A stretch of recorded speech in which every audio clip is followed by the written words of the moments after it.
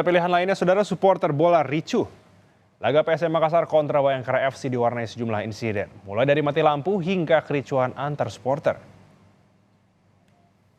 Mati lampu. Sesaat jelang laga PSM Makassar yang bertanding dengan Bayangkara FC di Stadion Gelora B.J. Habibie, Kota Parepare, Sulawesi Selatan, sempat diwarnai insiden mati lampu. Ungkapan kekecewaan pun sempat terlontar dari para penonton yang sudah memadati stadion. Stadion kebanggaan masyarakat Sulawesi Selatan itu pun sempat gelap selama 5 menit. Hingga akhirnya lampu pun kembali menyala mendekati waktu pertandingan. Namun ternyata tak cuma itu saja insiden yang terjadi di laga ini.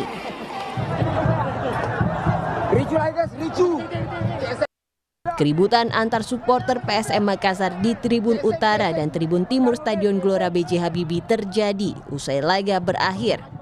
Aksi saling lempar pun terjadi pada Jumat malam yang diduga lantaran saling senggol saat hendak keluar stadion.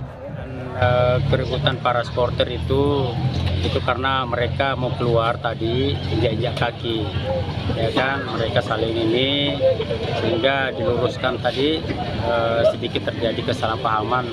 Namun alhamdulillah situasi kondusif. Itu setelah pertandingan atau? Setelah pertandingan. Ada yang diamankan kemudian? Tidak ada.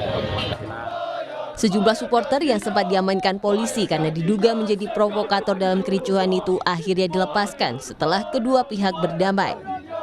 Sudin Syamsuddin, Kompas TV Parepare, Sulawesi Selatan.